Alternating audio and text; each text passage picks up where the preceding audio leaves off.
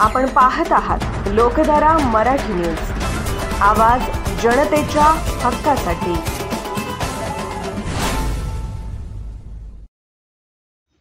दीपक लोंढे यांची महाराष्ट्र राज्य मागासवर्गीय शिक्षक संघटनेच्या राज्य कार्याध्यक्षपदी नियुक्ती पुणे येथील राज्य कार्यकारिणीच्या बैठकीत निवड करण्यात आली। महाराष्ट्र राज्य मागासवर्गीय शिक्षक संघटनेची राज्य कार्यकारिणीची बैठक पुणे येथे शिक्षक भवन येथे पार पडली। यावेळी कार्यक्रमाचे अध्यक्ष म्हणून राज्याध्यक्ष शामराव जवंजाळ उपस्थित होते। यावेळी राज्य कार्यकारिणीमध्ये फेरबदल करण्यात आला।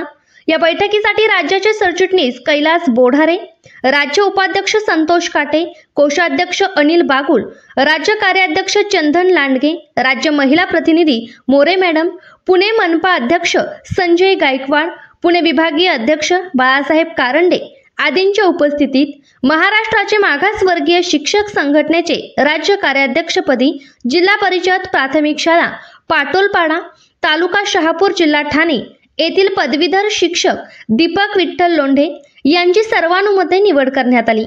निवडीचे पत्र राज्याध्यक्ष शामराव जवंजाळ यांच्या हस्ते देण्यात आले।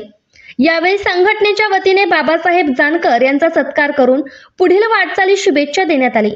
यावेळी संघटनेचे पुणे विभाग हे सचिव प्रल्हाद हुवाळे, सोलापूर जिल्हा सरचिटणीस किरण सगेल, जत तालुका अध्यक्ष देशमुखराव रोडे, जत तालुका कोषाध्यक्ष शांतीलाल साळुंके, जत तालुका संपर्क प्रमुख सुरेश जायभाई आदी प्रतिनिधी उपस्थित होते।